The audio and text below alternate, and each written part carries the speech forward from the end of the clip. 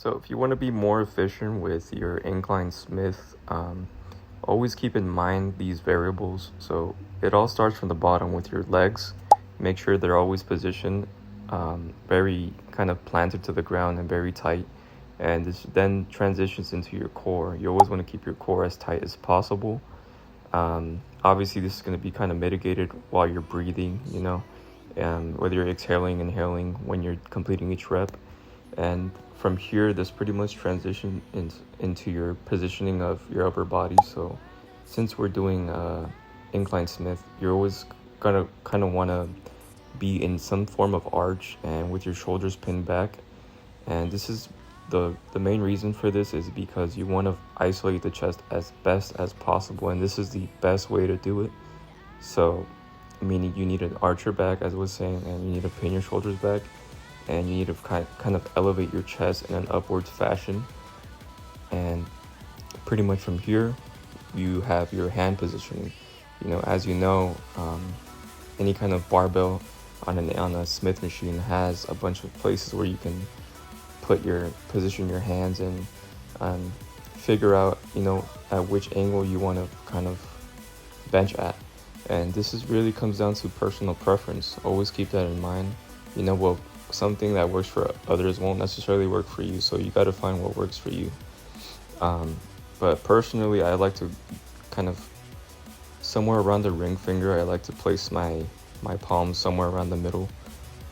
But from here, you pretty much have how you're positioning your arms. So you always gotta make sure that you are stacking your joints. So as you can see, where my hands are positioned, my elbows are directly under it.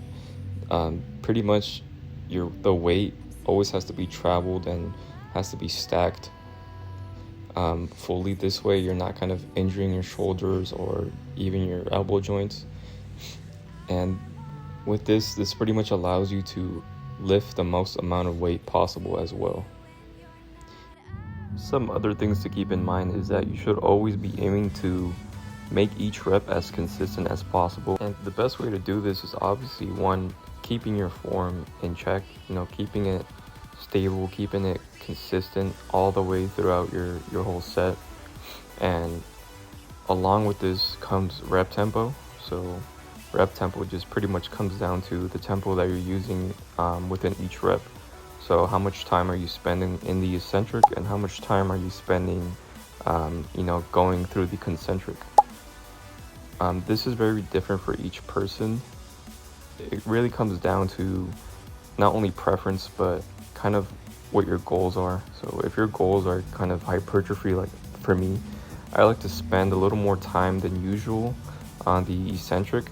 This way I'm kind of milking that stretch and kind of feeling the muscle kind of is just completely stretched out, and then as I kind of go up towards the concentric, I kind of like easing it up, as you can see, not necessarily in an explosive manner, but just kind of easing it up.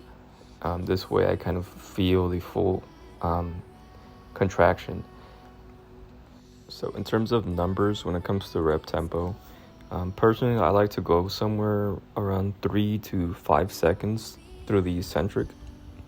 And obviously this depends on the movement that I'm doing, but usually it kind of stays the same. But through the concentric, it's kind of normal, anywhere from 1 second to 2 seconds. This is specifically, as I was saying, for hypertrophy training. This is because, the whole goal with hypertrophy is feeling the muscle as best as possible and kind of stimulating as best as possible. So the only way to do this is by really kind of taking your time through each rep and really feeling it.